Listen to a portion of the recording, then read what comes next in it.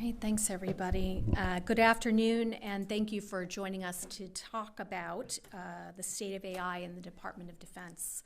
So earlier this week, President Biden and Vice President Harris spoke eloquently about the administration's commitment to advancing the safe, secure, and trustworthy development and use of artificial intelligence.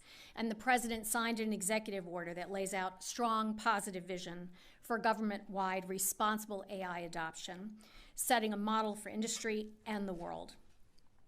As part of that, we here in DoD look forward to working with the White House and other national security agencies on a national security memorandum on AI that we expect will build on the responsible AI work we've done here at DoD.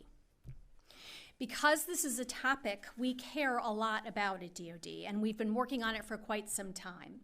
For not only is AI on the minds of many Americans today, it's a key part of the comprehensive warfighter-centric approach to innovation that Secretary Austin and I have been driving from day one. After all, DoD is hardly a newcomer to AI. The Pentagon has been investing in AI and fielding data and AI-enabled systems for over 60 years.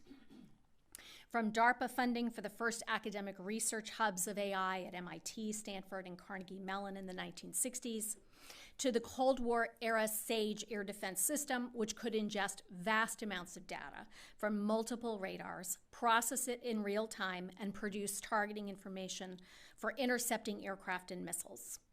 To the dynamic analysis and replanning tool, DART, that DoD started using in the early 1990s, saving millions of dollars and logistical headaches in moving forces to the Middle East for Operations Desert Shield and Desert Storm.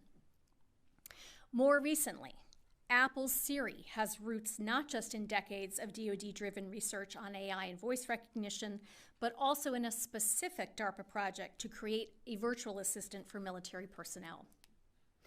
Of course, increasingly over the last dozen years, advances in machine learning have heralded and accelerated new generations of AI breakthroughs, with much of the innovation happening outside DoD and government.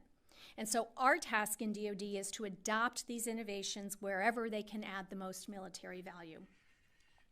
That's why we've been rapidly iterating and investing over the past 2+ years to develop a more modernized, data-driven, and AI-empowered military now. In DoD, we always succeed through teamwork, and here we're fortunate to work closely with a strong network of partners in national labs, universities, the intelligence community, traditional defense industry, and also non-traditional companies in Silicon Valley and hubs of AI innovation all across the country.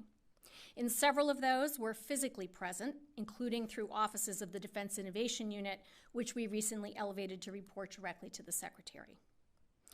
As we focused on integrating AI into our operations responsibly and at speed, our main reason for doing so has been straightforward, because it improves our decision advantage.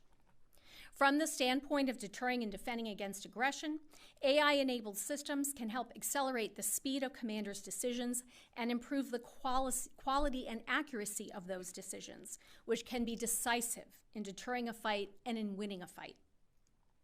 And from the standpoint of managing across the world's largest enterprise, since our vast scale can make it difficult for DoD to see itself clearly, spot problems, and solve them, leveraging data and AI can help leaders make choices that are smarter, faster, and even lead to better stewardship of taxpayer dollars.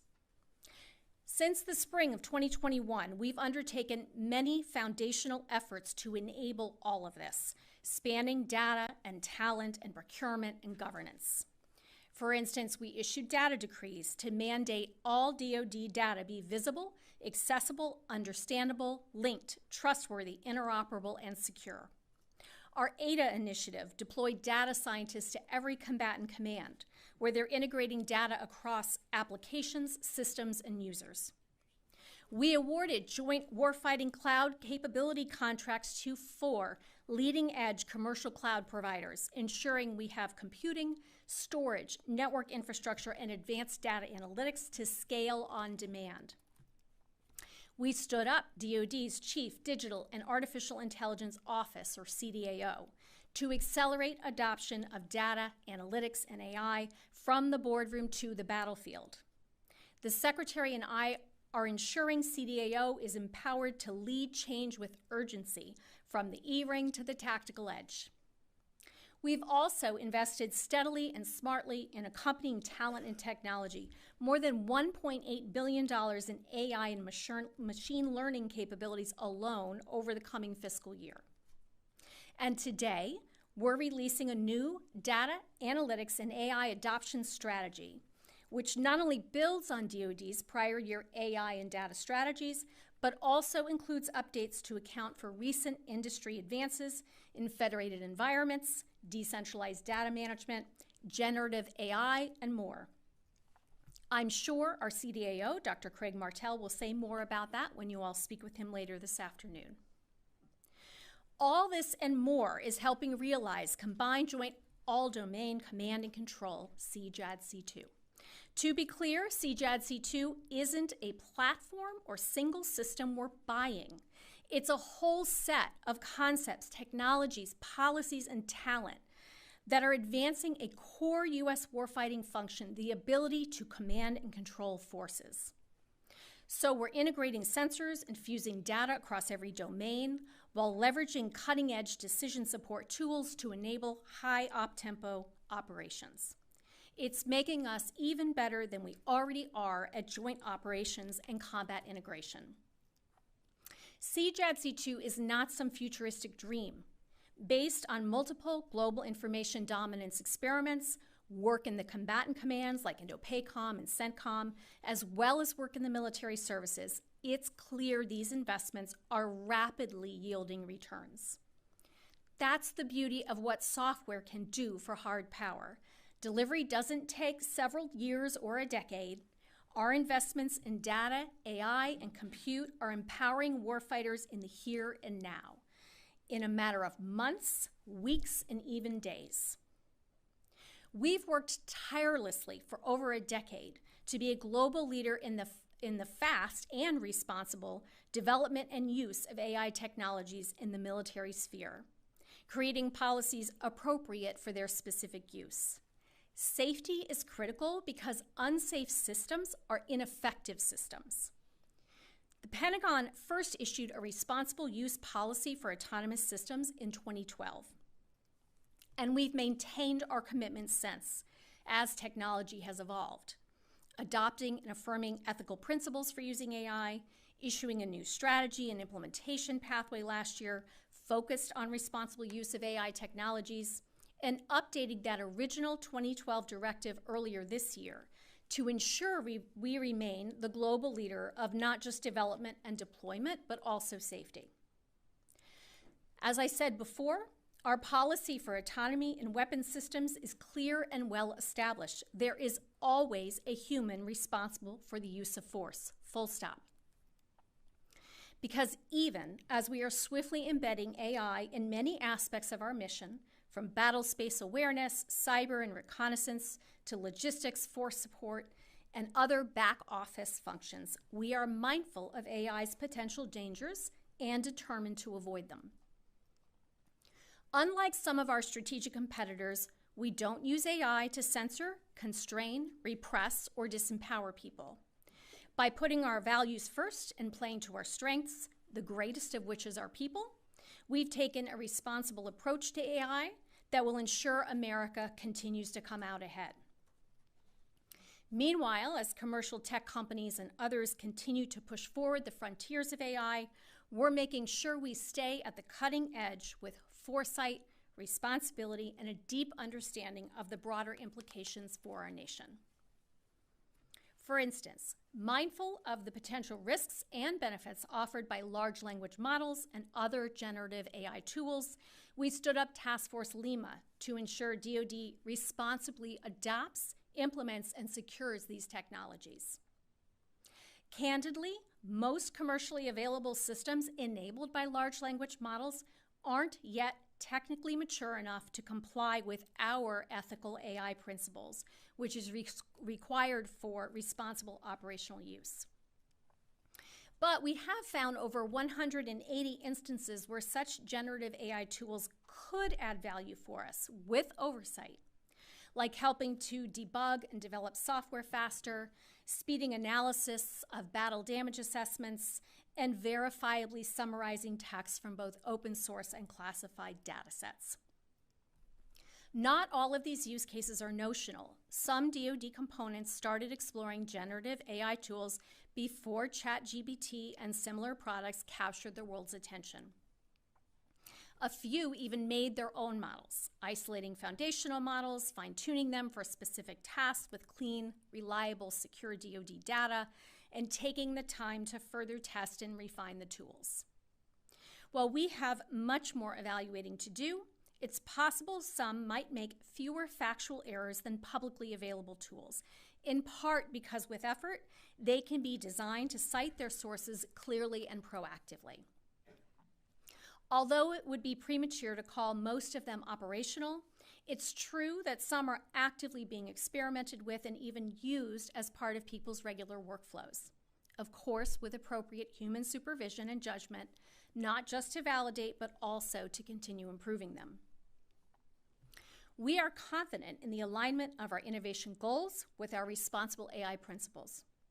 Our country's vibrant innovation ecosystem is second to none precisely because it's powered by a free and open society committed to responsible use, values, and ideals.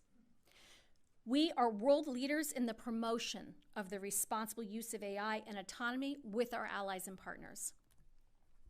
One example is the political declaration that we launched back in February and that Vice President Harris highlighted in London this week, which creates strong norms for responsible behavior. As the Vice President noted, over 30 countries have endorsed the declaration, ranging from members of the G7 to countries in the Global South. Another example is our AI Partnership for Defense, where we work with allies and partners to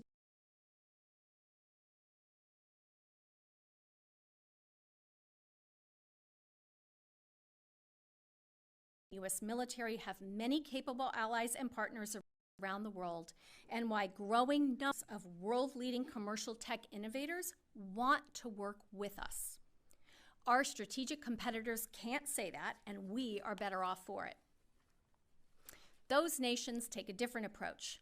It's deeply concerning, for instance, to see some countries using generative AI for disinformation campaigns against America, as has been reported by tech companies and the press. But there is still time to work toward more responsible approaches. For example, in the 2022 Nuclear Posture Review, the United States made clear that in all cases, we will maintain a human in the loop for all actions critical to informing and executing decisions by the President to initiate or terminate nuclear weapons. Other nations have drawn similar bright lines. We call on and would welcome more countries to do the same. And we should be able to sit down, talk, and try to figure out how to make such commitments credible. And we hope all nations would agree. As we've said previously, the United States does not seek an AI arms race with any country, including the PRC, just as we do not seek conflict. With AI and all our capabilities, we seek only to deter aggression and defend our country, our allies and partners, and our interests. That's why we will continue to encourage all countries to commit to responsible norms of military use of AI, and we will continue to ensure our own actions clearly live up to that commitment. From here at the Pentagon and across all our commands and bases worldwide to the flotilla of uncrewed ships that recently steamed across the entire Pacific, to the thousands of all-domain attritable autonomous systems we aim to field in the next 2 years through DoD's recently announced Replicator initiative. The state of AI in DoD is not a short story, nor is it static. We must keep doing more safely and swiftly, given the nature of strategic competition with the PRC, our pacing challenge. At the same time, we benefit from a national position of strength, and our own uses grow stronger every day. And we will be keeping up the momentum, ensuring we make the best possible use of AI technology responsibly and at speed. With that, I'll take your questions. Okay, we're going to start with Tara Kopp, AP. Hi, thanks for doing this. one question on some current events, and then I have a couple of AI questions for you. On the holds, Senator Tuberville has said that his holds do not affect military readiness. He said that they don't add stress to the officers who have had to do 2 jobs at once. And I just wanted to ask, from your point of view, when you walk the halls, is that your experience? Has this not affected readiness? Have the officers been just fine filling 2 roles at the same time? So we've said many times in the last 6+ months that the hold is unnecessary, unprecedented, and unsafe, and that it's bad for our military, it's bad for our military families, it's bad for the country. We have seen tragic effects of that stress, but in a day-to-day sense, we've also seen the stress at the individual human level. And I think that's been well communicated on Capitol Hill. We're pleased to see today Admiral Franchetti and General Alvin having already been confirmed. We understand General Mahoney will be confirmed, we very much hope, by the end of the day. But even then, you have 370, I think is the number, officers who've dedicated their lives to service to the nation. It's wrong, and it is unsafe, and it is absolutely hurting readiness. Just a quick follow-up, and then the AI. Just when you say you've seen the tragic effects, do you think that this added stress and workload may have contributed to General Smith's illness? Yeah, I'm not going to comment on my personal views on that. I will only say that General Smith has indicated that he's trying to work 2 jobs, that he's working from 6 a.m. to 11 at night. I think it speaks for itself. Okay, thank you. And then a few on AI. You touched on this in your remarks, but for the international norms for responsible use, are there red lines for which the member countries that want to sign on will and will not use AI for? I'm not sure how to answer that. I think what I would say is the United States position of making sure that there's always a human that's in control is vital for kinetic effects, and we're going to stand by that. That's where we're coming from, and we think we have a lot of nations to join us with this. We would invite all nations to join that. Okay, and then 2 on the replicator. Can you give us a ballpark cost of what it will cost to fulfill replicator? Did you want to ask the second? And I'll do them together. And then is it mostly going to be UAVs? Is it sea drones? What's kind of the product? Sure. So cost is the wrong way to think about it. I'm sure when all is said and done, we would be able to retrospectively tell you everything that goes through Replicator, kind of what the value is, much as I talked about the $1.8 billion value, for instance, of our AI and machine learning programs. But the reality is Replicator is removing kinks in the hose of the system that is innovation in DoD. There are a multitude of programs that already exist in the department that need help to get from where they are to delivery at scale.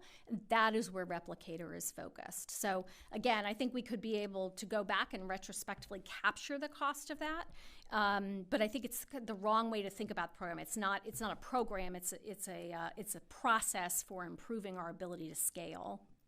So as to the types of systems, as I've said before, what I will say at this point is we are looking across multiple domains.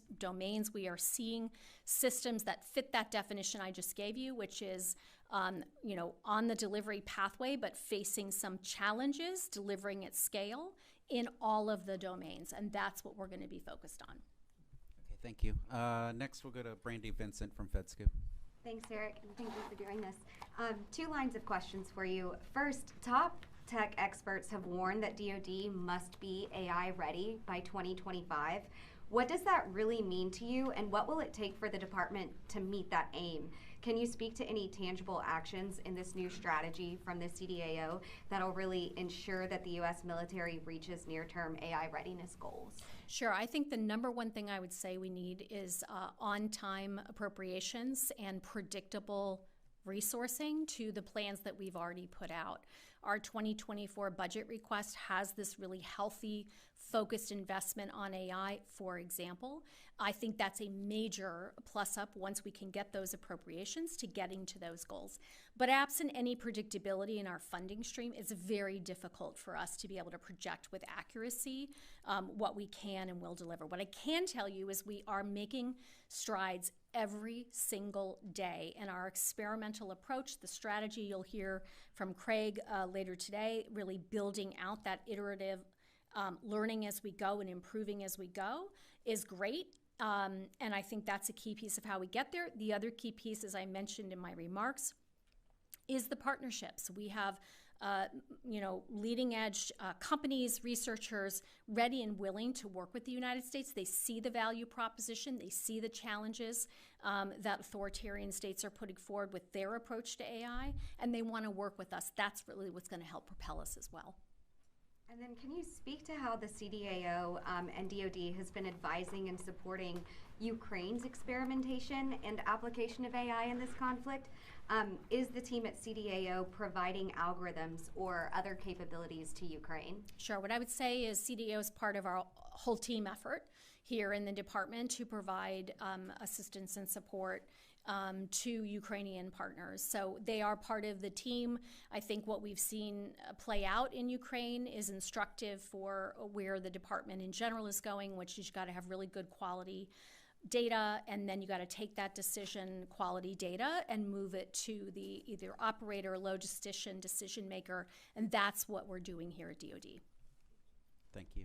Tony Capaccio, Bloomberg. Hi, Replicator, can you segue Replicator and AI? Where does AI fit into the program? You're envisioning masses of thousands of autonomous, attritable kamikaze drones, basically. Where would AI fit in? Providing targeting information or a command and control architecture? Yeah, let me say first, I don't think kamikaze drone is the right way to think about it. You need to think, again, well beyond the kinetic side of this into the ability to deliver logistics, command and control, ISR, if you will, and again, multiple domains. So the idea that this is all about sort of kinetic swarms, I think is very misleading. But I do think back to my example on Ukraine, again, and everything that we're already doing today in DoD, it is really in the command and control, the ability to take information, fuse it together, whatever the purpose of it is, and use that to create decision advantage. And that replicator is going to help with that regardless of which domain it's operating in. That's where the AI would intersect with the autonomy. Well, it wouldn't be like sending them on mission or programming missions into the various drones, and it would be the planning of the overall use of them? It could be either. Yeah, both of those are perfectly routine ways to think about the use of AI as you push it out through systems, whether those are attritable systems in the case of this replicator first tranche that we're doing, or any other kind of military application. Thanks. Yeah. Ladies and gentlemen, I'd like to thank the Deputy Secretary. Unfortunately, we're out of time today. We're going to take 1 second to reset as the Deputy Secretary steps out, and then Brigadier General Ryder is going to come up and brief news of the day. Thank you very much.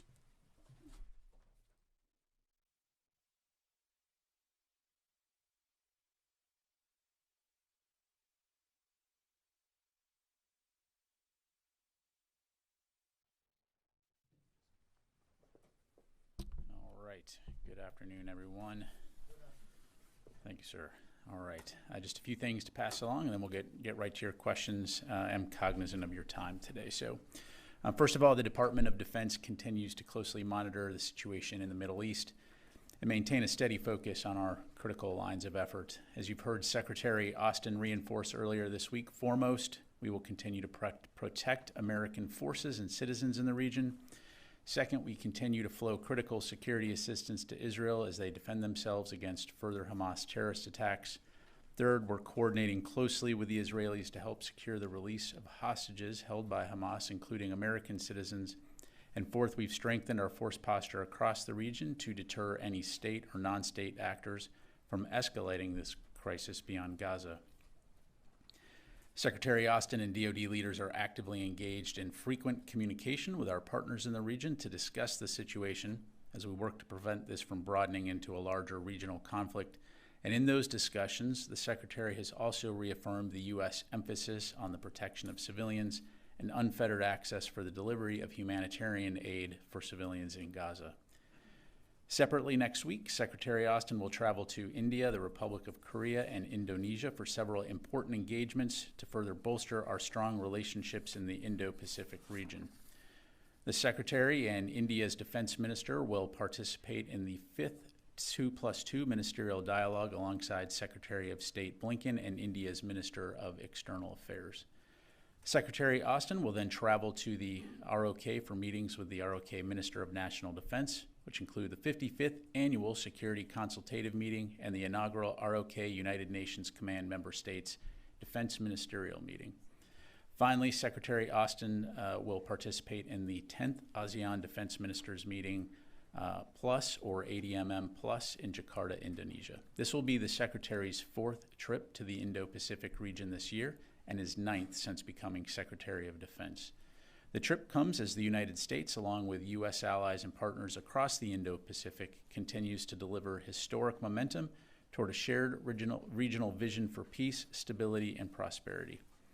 Finally, I know there has been some interest in whether Secretary Austin has had the opportunity to meet with the new Speaker of the House yet. As an update, both Secretary Austin and Chairman of the Joint Chiefs of Staff, General Brown, had a chance to meet with Speaker Johnson yesterday. As always, the Secretary and the Department look forward to working closely with the Speaker and the Congress to ensure that the U.S. military has what it needs to carry out our important mission of defending our nation. And with that, I'll be happy to take your questions. Go to AP Tarakap. Thanks, General Ryder. So we've begun to see both from President Biden and from some members of Congress that there is interest in a ceasefire or a pause in operations in Gaza to allow some humanitarian aid to get through. Does the Secretary think that a ceasefire or a pause would also be beneficial at this point, and is he communicating that to his Israeli counterparts? Yeah, so a couple things there. As it relates to a ceasefire, I think you've heard the White House speak to this as well. We do not support a ceasefire, and that gives time for Hamas to regroup, which is something that, again, would put Israeli citizens and others in danger. You have heard, however, the president say that the U.S. government does support humanitarian pauses to enable humanitarian aid to get in, for hostages to get out, as well as other citizens. So in the Secretary's discussion with his counterparts, as I mentioned at the top, the discussion of ensuring that Palestinian civilians, Gazans, innocent civilians in Gaza are able to get humanitarian assistance, whether that be water, fuel, medical aid, that continues to be something that we continue to emphasize regularly. So the Secretary is advocating for potentially a humanitarian pause, as the White House has suggested. So again, I'd refer you to the White House to talk broadly. The DoD focus, again, our focus is on the things that I highlighted at the top, which is deterring a broader conflict, ensuring force protection, and also ensuring that Israel has what it needs to defend itself. Thank you very much. Idris. Two quick questions. Firstly, on the, I think it was last week, the intercepts by the Carney of the missiles from Yemen. Now that you've had some time to study it, do you definitively believe that the missiles were heading to Israel and the U.S., that the warship was not a target? Again, we know that the Houthis have the ability, by virtue of the missiles that they're employing, to range targets in Israel. As it relates to the USS Carney, again, what we know is that those missiles were in the vicinity of the Carney, and so they took appropriate action to take those missiles down. But the broader point here is, again, we know that they have this capability, the missiles that can reach targets in Israel, and as you saw earlier this week, Israel did take one of those missiles down. But as it relates to Israeli missile defense and air defense, I'd refer you to them to talk about that. Yeah, I don't have that information to pass along. And then just sort of a simple question. Do you believe Israel's response so far has been proportionate? Look, I'm not going to speak about Israel's operations. You've heard us say that we continue to talk with them about the importance of applying the laws of war, which includes proportionality, which includes taking into account civilians on the ground. But you've also heard us talk about the challenging situation that they're in as it relates to Hamas and their extensive network of command and control, operational nodes, rockets, and oh, by the way, tunnels deeply embedded underneath Gaza, all wrapped around innocent civilians. And so, again, I don't think any of us can question the complexity of the urban warfare that is taking place in Gaza. But we will continue, and we do expect our Israeli partners to abide by and take into account the laws of war as they conduct their operations. Let me move over here to Will. Two questions. First, in terms of U.S. end-use monitoring of military supplies or aid supplied to Israel, have there been any instances of concern or that raised concerns on the U.S. side in terms of civilian casualties? And second, could we just get an update on the number of attacks on U.S. forces in the region? Sure. So whenever we provide military assistance to partners, including Israel, we do make clear that that support must be used consistent with international law to include the law of war and obligations related to protecting civilians. So that is standard with any partner that we provide. And again, this is part of the conversation that we continue to have with our Israeli partners, recognizing that they do have an inherent right and a duty to protect their citizens. As it relates to attacks, since October 26th, there have been 8 attacks, 3 in Iraq, 5 in Syria. And I would say just one, the last one was on October 31st. And that was 1 attack in Syria. And what's the total now in light of those results? 28 total. Okay. Since October 17th? Since October 17th, correct. Eastern time. Chris. Thanks, Pat. 2 questions, one on the attacks and one on Ukraine training. I'd just like to clarify what an attack on U.S. forces is, just so we're all speaking the same language. Are you counting attempted attacks that may fail at launch? And is your assessment of an attack consistent with how you've categorized these incidents in the past? Yeah, so it's a great point, and thanks for bringing it up. And so I think part of the challenge here, and I know that you all wrestle with this as well, is defining an attack. And for those of you that have spent any significant time in places like Iraq and Syria, particularly during the height of combat operations, whether it be OIF or the counter-ISIS campaign, it was not unusual back in the day, so to speak, to have indirect fire on a daily basis, sometimes multiple times a day. My own experience sitting in Baghdad, the first couple weeks of the deployment, it was a significant psychological event. By the end of the deployment, it barely registered an eyebrow raise. That said, it's dangerous, right? And so in some cases, you have a couple of rockets maybe impacting somewhere near the fence line or inside the fence line. In other cases, you have drones that may impact a facility. As you saw on October 17th and 18th, we had some folks that experienced some injuries. Since then, no injuries of U.S. personnel to my knowledge. But again, it doesn't minimize the potential risk and the danger of these. And so as we put these lists together, these numbers together, we're working with CJTF OIR, U.S. Central Command, to try to be as conservative as possible to identify if U.S. forces in Iraq and Syria were threatened. But again, it's going to be an art, not a science, and for the sake of transparency, trying to ensure that we're providing what we can as quickly as we can. And so I just leave it there. So what is the definition? Is there a distance it has to be, or is it? No, again, like I said, it's U.S. forces essentially being threatened. But again, it's going to be more of an art and a science, depending on the situation. And then my second question. On Tuesday, you said the timeline for training Ukrainian pilots on F-16 would be roughly 5 to 9 months. Is that a pre-existing DoD estimate, or is that an assessment that came after the pilots got to Arizona? That's an assessment that essentially is tailored to the current situation based on our conversations with the Air National Guard, and again, very much predicated on the skill level of the individual pilots that are going through that training. So, just to last question.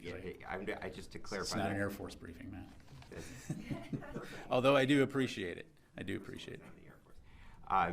So again, was that before they got to the U.S. or a conversation that happened once the pilots were assessed in the United States? Yeah, so my understanding is Ukraine identifies the pilots that they're going to send. They come to the U.S. Part of that initial discussion is evaluating their skill level, where they stand in terms of English language skills, pilot skills, and so it would be tailored to the individual pilot. And so there can be some variance there in terms of one pilot may finish sooner than another pilot, if that makes sense. Okay, Laura. Thank you.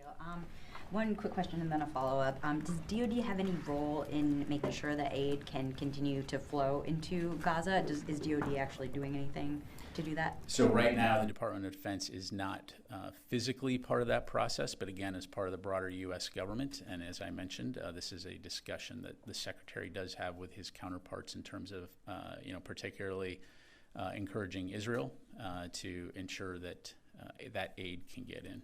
And then my follow-up is, what is DoD's assessment as to whether the IDF has taken the advice that U.S. Special Operators offered in terms of targeting innocent civilians and that type of thing?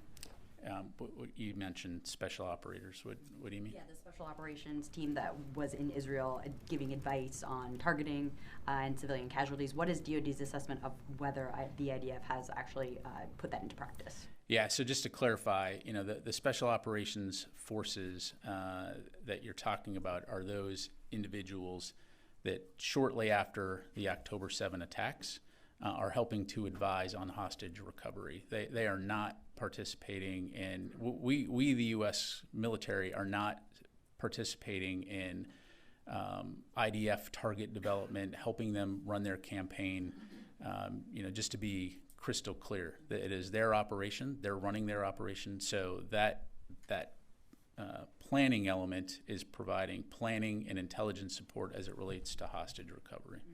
So is it not accurate then? I know that I've seen some reports that that group was advising on urban combat and lessons learned from. No, I think Lieutenant General Glynn, as an expert in urban warfare, had been advising, as part of things to take into account in terms of operational planning, in terms of second and third order effects, as well as civilian harm mitigation as part of that process. So I guess my question was, does DoD assess the IDF has actually taken that advice and put it into practice? I think they are. And again, I'm not going to speak to their individual operations or individual strikes, but we do know in our conversations with them that they do take law of war into account, and that they do take this into consideration into their operational planning. But again, as far as individual operations go, I'd refer you to them. Sir. General, thanks. We talked a couple days ago about how the department views the attacks on the positions in Iraq and Syria as separate from what's ongoing in and around Gaza. But so much of the accounting, these attacks have been going on for years, but so much of the recent bump in accounting starts October 17th, when the hospital bombing played out and the accusations against Israel, and then the assessment that came afterwards showing it came from within Gaza. Does the department assess that hospital bombing had anything to do with inspiring more attacks against American positions? Yeah, I can't necessarily corroborate or connect dots between why one terrorist organization would do one thing versus another. I think that we are all sensitive to the fact that there are tensions in the region, and as I mentioned earlier, a major focus for the Department of Defense is to deter a broader regional conflict. And so you are seeing, and we probably will continue to see, groups that may try to exploit this situation to benefit their own interests, to include Iranian proxy groups.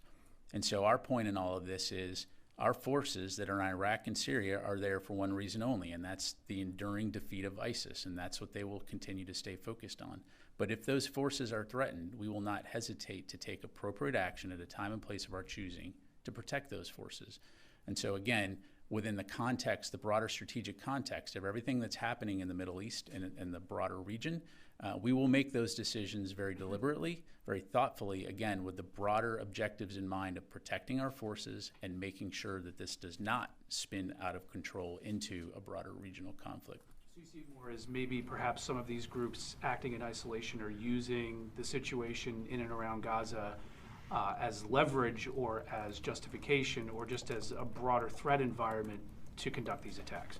That's correct. And we've known for a long time that one of Iran's broader strategic goals is, forcing the United States out of the region. And they've employed these proxy groups through multiple means in the past to do this, right? So they want us out of Iraq, they want us out of Syria because it doesn't suit their interests, and we're still there. And oh, by the way, we're there at the invitation of the government of Iraq to help their security forces.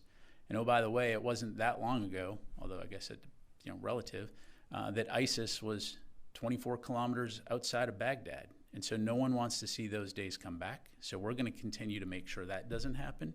In the meantime, though, if those forces are threatened, track record proves we will take deliberate, decisive action to protect those forces. Fadi. Very briefly, on a different issue, the Journal has a report that the Wagner Group may supply air defense to Hezbollah. Was wondering if you had a reading on that and any sense of how Russia's interest in the region may have evolved over the past month. Yeah, I've seen those reports. I don't have anything specifically on it. If true, very concerning. What we have seen here is Russia not condemn the attacks by Hamas, which, again, I think is true to brand here in terms of the kinds of activity we see them doing in Ukraine. But that's something that we'll continue to monitor, but I don't have any specific information on that. Fadi. Thank you. I have two questions, one on Gaza and one on Yemen. I want to start with Yemen. I saw the readout from the meeting between the Secretary and the Minister of Defense of Saudi Arabia. Has there been any discussion and request by the U.S. for the Saudis to intercept potential missiles and drones out of Yemen as part of the integrated missile defense in the region? Yeah, thanks, Fadi. So in terms of their discussion, it was a very good discussion. You saw in the readout, we talked about our mutual cooperation and defense efforts. I don't have anything specifically to talk about beyond that readout other than to say, that the United States will work very closely with partners in the region to ensure that we can continue to preserve security and stability throughout the region. Okay. On Gaza, you maintain that the Israelis are following your advice. They're adhering to the laws of war, international law, but you don't want to discuss any specific incidents or attacks. However, you're not going to be able to maintain this, especially when you have stark examples like the strike on Jabalia refugee camp, the biggest in Gaza. Israel admitted it took that decision knowing that there's going to be civilians, but went after a Hamas leader, according to their own statements, on TV. So how can you maintain they are following the laws of war and international humanitarian law when they're admitting something like this? Yeah, what I said, Fadi, is that we're having conversations with them about the importance of taking the law of war into account, and that they, in our discussions with them, we believe that they are taking it into account. But again, I'm not going to get into individual specific strikes, individual specific actions. And look, as we've discussed before, and as it relates particularly to what we're seeing on TV in Gaza, it's heartbreaking that any civilian, any innocent civilian is being killed. Again, whether it's Palestinian, whether it's Israeli, whether it's anyone from any nation. And so while I'm not going to comment on specific individual strikes, it's not my intent to provide an operational briefing from up here. Let me just talk a little bit about what I do know. As we talked about a little bit earlier, we know that Hamas is integrating its operations, whether it's command and control, operational centers, combat forces, putting rockets in Gaza, to include this complex and sprawling tunnel network underneath infrastructure throughout Gaza, in effect, again, using civilians as human shields. We know that Israel has an inherent right to defend itself.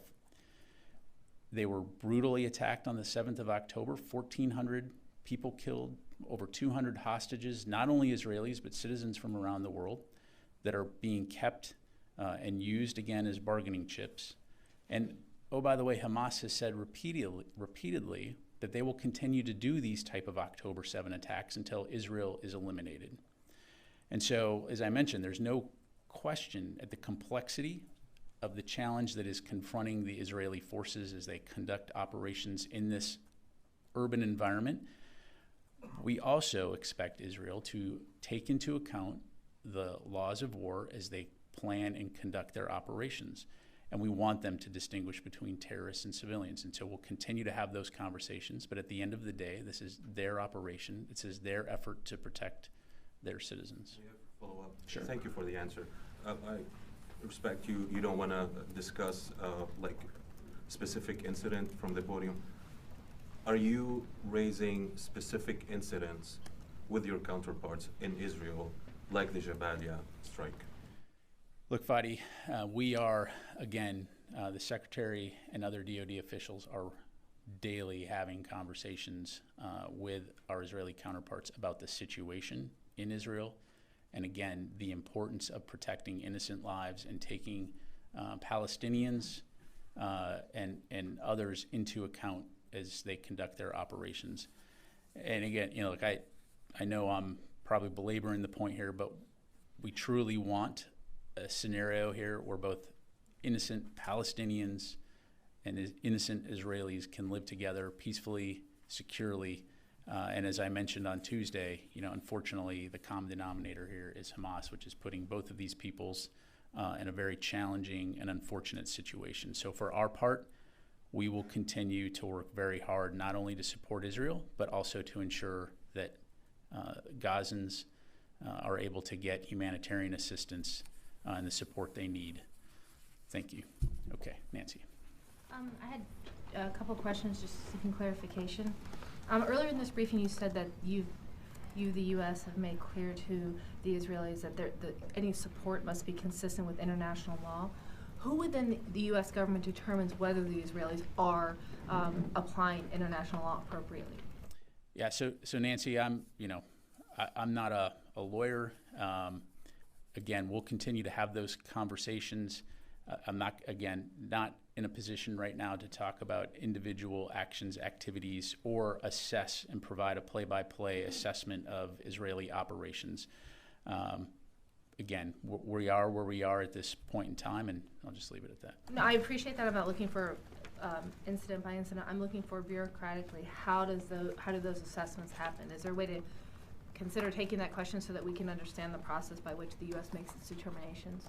In terms of which aspect? The U.S., if I heard you correctly, U.S. support is with the expectation that the Israelis abide by the international law rules around the conduct of war. Who decides whether the Israelis are indeed applying those laws or if they are in violation of them within U.S. government? I'm not looking for any specific case. I'm just trying to understand process-wise how that determination is made. Yeah, so, without necessarily getting into hypotheticals, certainly there's an interagency process by which we evaluate the use of U.S. assistance by any of our partners. And again, recognizing the complex nature of the situation on the ground in Gaza right now and what the Israelis are confronting in terms of an adversary whose stated objective is to eliminate Israel as a state. By the way, the laws of war that do highlight that if a non-military facility is now employed by military forces, it does become a legitimate target. Again, there will be constant discussions. I think, again, the focus right now is on ensuring that Israel has what it needs to defend its people, while at the same time ensuring that we can continue to make sure that innocent civilians in Gaza can get the aid that they need. So. Okay.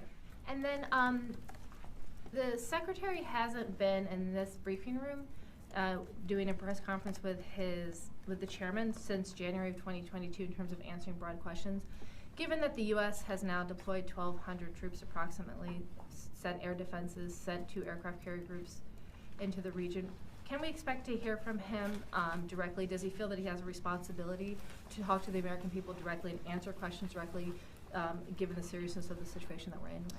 Yeah, he does. And as you know, he does engage the media on multiple occasions, especially when we're on travel. I know that right now, we've got whether it's the Ukraine Defense Contact Groups, when we're overseas in India, Korea, and Indonesia, he will be conducting press engagements there as well. And so again, the Secretary fully understands the importance of making sure that the American public understands what the department is doing, and we'll continue to endeavor to make sure that information is there. One last thing. I participate in those and I appreciate them, but they tend to be limited, the number of questions, and sometimes on topic.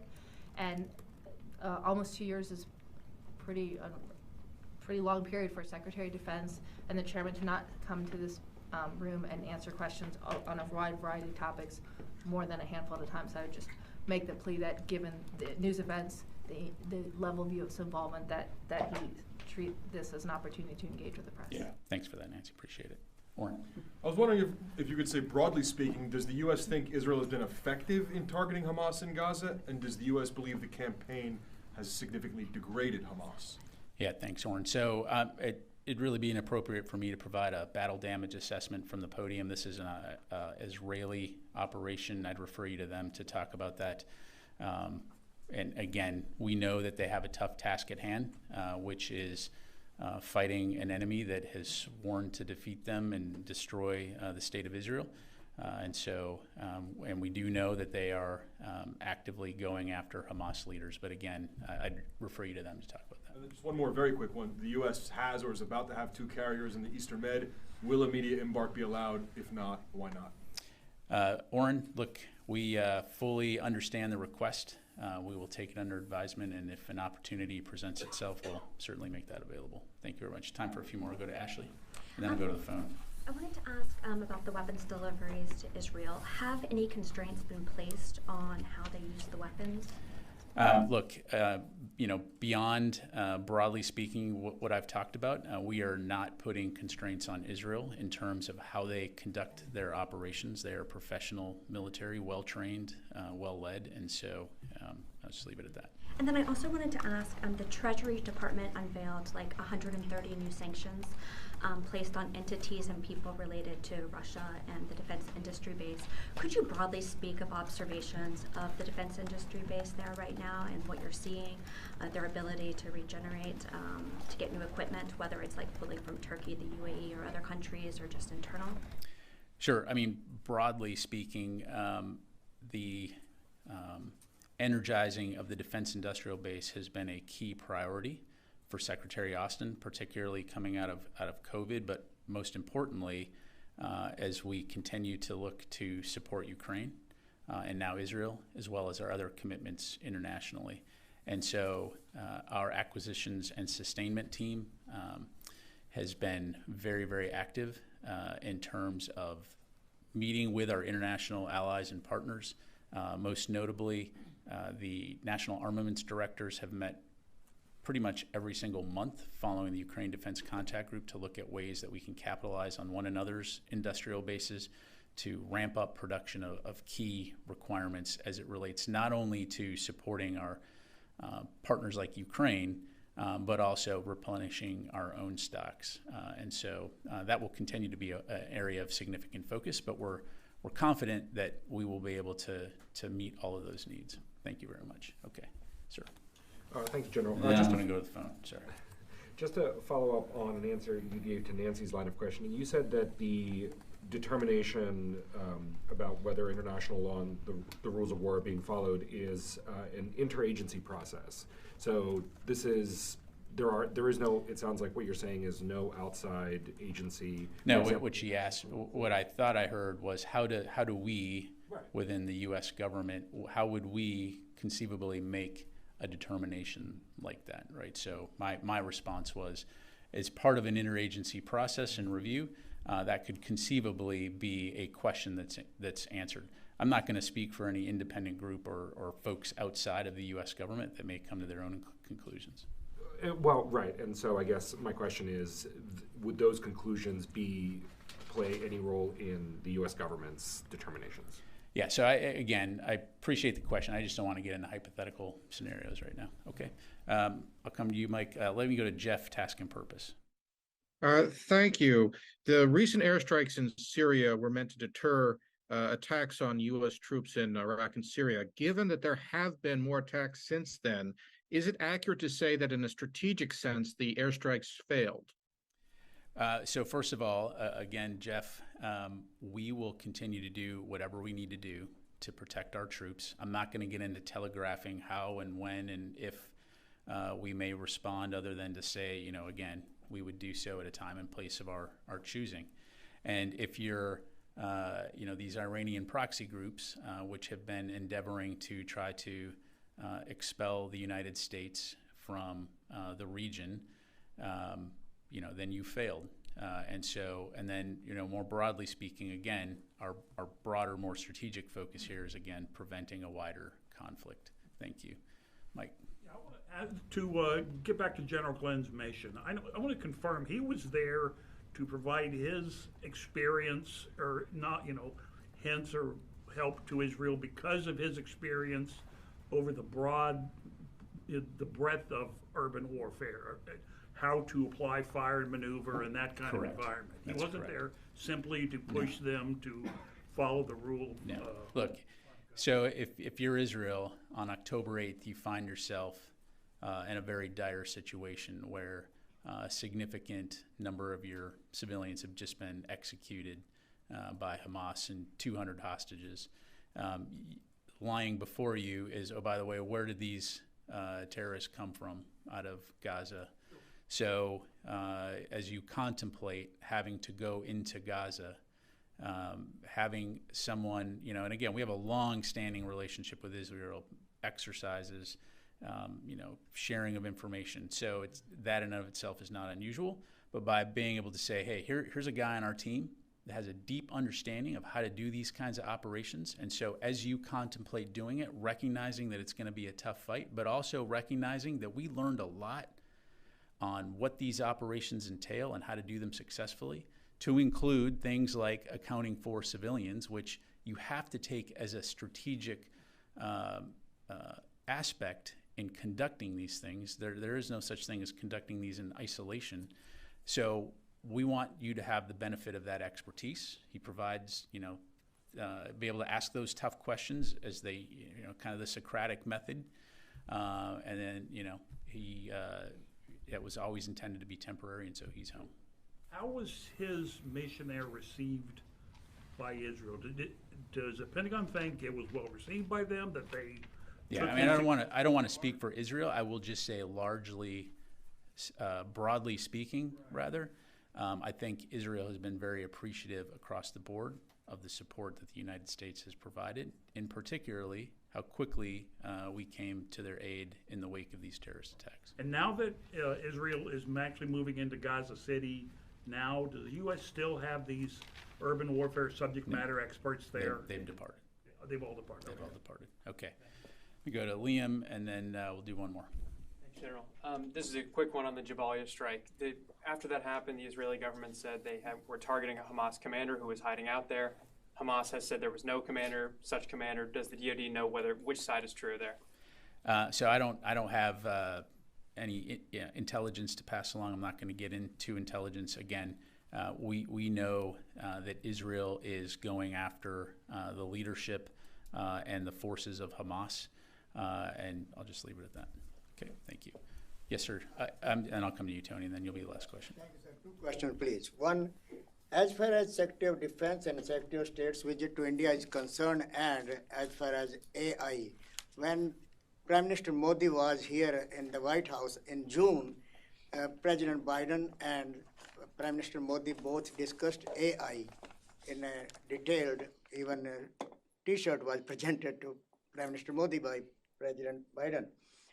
My question is now, in the middle of two wars, Russia's war against against Ukraine, and Israel's war against Hamas, the terrorist organization.